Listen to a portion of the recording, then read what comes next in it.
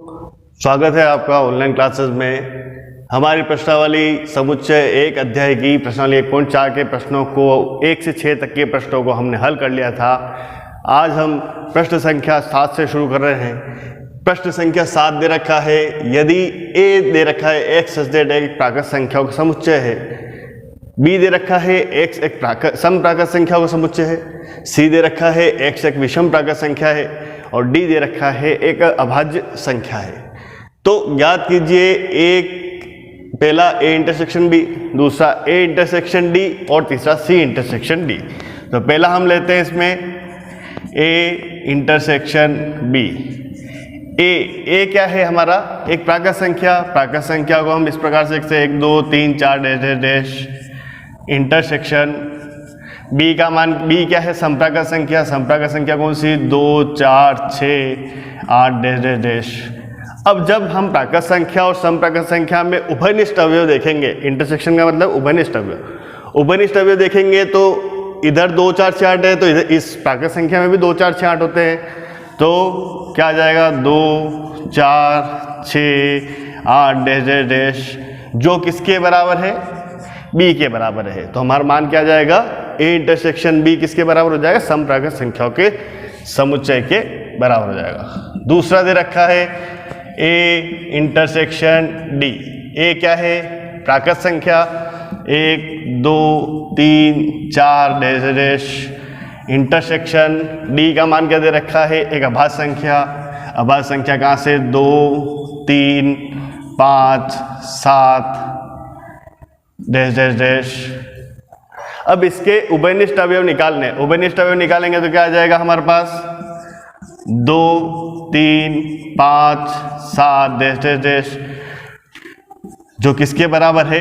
d के बराबर है। तो a इंटरसेक्शन d का मान किसके बराबर आ जाएगा? d के बराबर आ जाएगा। तीसरा है हमारा c इंटरसेक्शन d। c का मान हम रखें, c का मान क्या है? एक विषम प्राकृत संख्या। विषम प्राकृत संख्या यानी 1 3 5 7 9 dash dash dash intersection d का मान क्या? अभाज्य संख्या। 2 3 5 7 9 डैश डैश, 9 नहीं आएगा इसमें, 2 3 5 7 11 डैश डैश डैश, क्योंकि अभाज्य संख्या वे संख्या होती है जिनमें एक का और स्वयं का भाग जाता है। तो जब हम मान निकालेंगे तब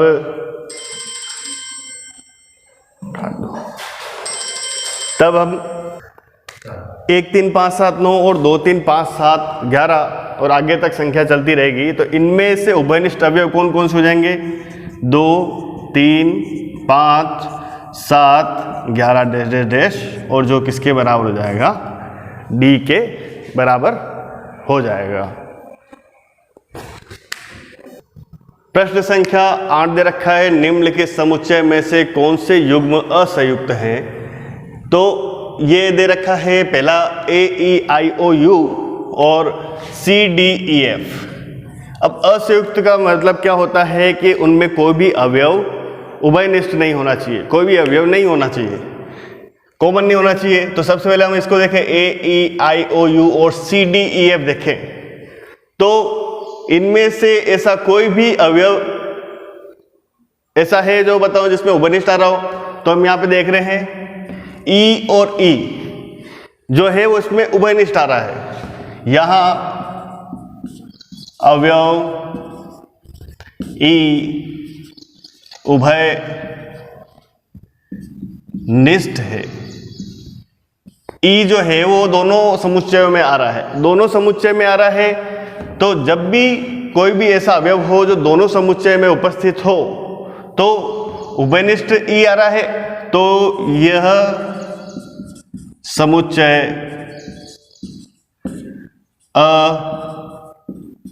असंयुक्त नहीं है। जब अगर उभयनिष्ठ होता है तो वो समुच्चय असंयुक्त नहीं होगा, और उभयनिष्ठ नहीं है तो वो समुच्चय क्या हो जाएगा? असंयुक्त हो जाएगा। तो अब हम देख रहे हैं प्रश्न संख्या 9। यदि दे रखा है a बराबर 3 6 9 12 15 18 और 21, बी समुच्चय का मान दे रखा 4, 8, 12, 16 और 20। सी समुच्चय का मान दे रखा 2, 4, 6, 8, 10, 12, 14 और 16। और डी समुच्चय का मान दे रखा है 5, 10, 15 और 20। तो सबसे पहले हमें क्या निकालना है, इसमें ज्ञात करना है a minus B. a minus B समुच्चय a का मान 3, 6, 9, 12, 15, 18 और 21 माइनस b का मान 4, 8, 12, 16 और 20। अब जब भी हम माइनस करेंगे, माइनस करने के लिए नियम है कि जब a माइनस बी कर रहे हैं, a माइनस बी कर रहे हैं तो a में से b के वे अवयव हटाने हैं जो दोनों में कॉमन आ रहे हो। तो इसमें हम देख लें कि ऐसे कौन कौन से अवयव हैं जो दोनों में आ रहे हैं। एक तो 12 आ रहा है, एक 12 अवयव ही ऐसा है जो दोनों में आ रहा है। तो किसमें से घटाने हैं, हटाने इसमें से ही हटा देंगे तो क्या आ जाएंगे हमारे पास अवयव 3, 6, 9, 15, 18 और 21। इस प्रकार हम a माइनस बी का मान निकाल देंगे। ये पहला हो गया। दूसरा हमको दे रखा है c माइनस डी। सबसे पहले c का मान लिख दें। c का मान क्या है 2, 4, 6, 8, 10, 12, 14 और 16 माइनस d का मान क्या है हमारे पास 5, 10, 15 और 20। तो c माइनस डी कर रहे हैं कि c में से d के ऐसे अवयव हटाने हैं जो दोनों में आ रहे हैं, c में से वो अवयव हटाने जो d में भी आ रहे हैं। तो देखें यहाँ पर 10 है जो दोनों में आ रहा है। अब 10 ही ऐसा अवयव है जो दोनों में आ रहा है, तो सबसे पहले हम इसको 10 में 10 को हटा देंगे। c में से 2, 4, 6, 8, 12, 14 और 16। तो ये क्या माना जाएगा हमारा c माइनस डी का मान हमें ज्ञात हो जाएगा। तीसरा दे रखा है हमारे को d minus B. d minus B में सबसे पहले d का मान लिख दिया 5, 10, 15 और 20 माइनस b का मान लिख दिया। b का मान क्या दे रखा है 4, 8, 12, 16 और 20। अब इसमें देखें ऐसे कौन कौन से मान हैं जो दोनों में हैं। तो 20 इसमें दोनों में है, केवल 20 अवयव ही ऐसा है जो d में भी आ रहा है और b में भी आ रहा है। तो d में से हम 20 को हटा देंगे तो क्या माना जाएगा हमारे पास 5, 10 और 15। इस प्रकार हम a minus B, c minus D और d माइनस बी के अवयव मान हम ज्ञात कर लेंगे। प्रश्न संख्या 10वां है, यदि x बराबर a b c d और y बराबर f b d g तो निम्नलिखित को ज्ञात कीजिए। पहला दे रखा है x माइनस वाई, दूसरा दे रखा है y माइनस एक्स और तीसरा दे रखा है x इंटरसेक्शन y। तो पहले सबसे पहले हम मान निकाले x माइनस वाई का। x का मान लिख दिया a b c और d माइनस y का मान लिख दिया f b d और g।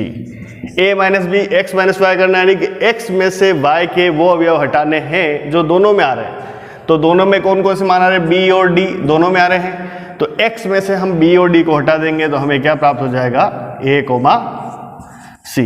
तो x माइनस वाई का क्या मान प्राप्त हुआ a, c। सेकंड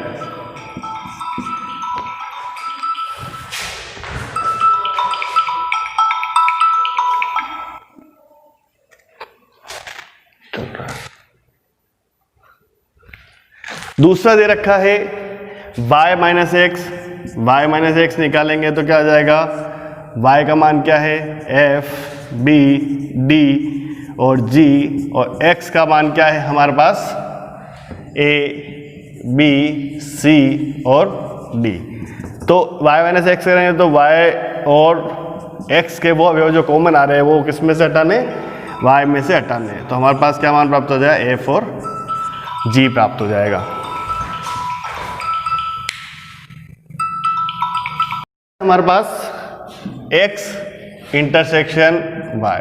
अब इंटरसेक्शन सर्वनिष्ठ में हमने देखा था कि x और y के वह मान जो दोनों में आ रहे हों वो हमारा क्या हो जाता है आंसर। सबसे पहले हम x का मान लिख दिए a b c d, फिर y का मान लिख दिए f b d और g। तो x का मान a b c d और y का मान f b d g, तो दोनों में क्या कॉमन आ रहा है b और d, तो x इंटरसेक्शन y का मान क्या हो जाएगा हमारे पास b और d प्राप्त हो जाएगा। इस प्रकार हमने x minus Y, y minus x और x इंटरसेक्शन y का मान हमने ज्ञात कर लिया है। प्रश्न संख्या 11वां हम शुरू कर रहे हैं। प्रश्न संख्या 11वां क्या है, यदि r जो है वास्तविक संख्याओं समुच्चय, तो r को हम लिख दिया r बराबर x सच दैट x वास्तविक संख्याओं का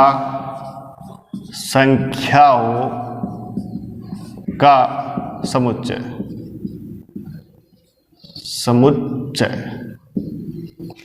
दूसरा दे रखा है q जो क्या है x सच दैट x परिमेय संख्याओं का समुच्चय।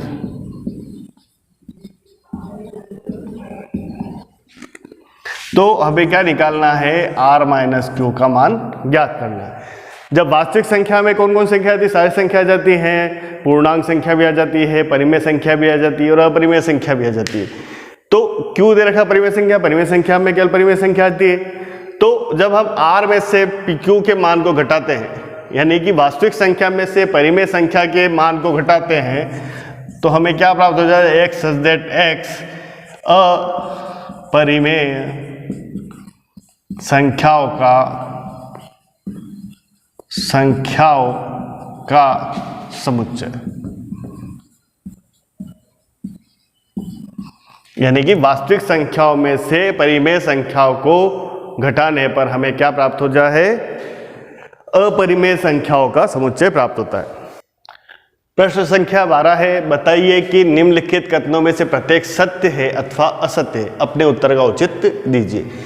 पहला दे रखा है 2 3 4 5 और 2 3 4 और 5 तथा 3 और 6 देख रखे हैं। देखा है हमने इसमें 2 3 4 5 और 3 और 6 में ऐसी कौन सी संख्या जो कॉमन आ रही है, 3 जो है वो दोनों में कॉमन आ रहा है। जब भी उभयनिष्ठ आ जाती है तो वो असंयुक्त समुच्चय नहीं होता है।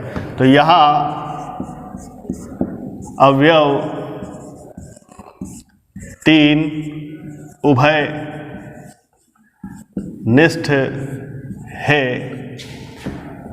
अतः यह असंयुक्त समुच्चय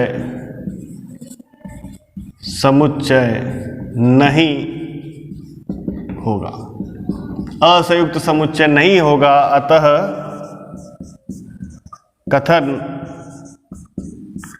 असत्य है, कथन असत्य हो जाएगा। दूसरा हमको दे रखा है इसमें कि 2 6 10 और 14, 2 6 10 और 14 तथा 3 7 11 और 15। 2 6 10 और 14 तथा 3 7 11 और 15 में हम देख रहे हैं ऐसी कोई भी संख्या नहीं है जो इनमें उभयनिष्ठ आ रही हो। यहां कोई भी संख्या उभयनिष्ठ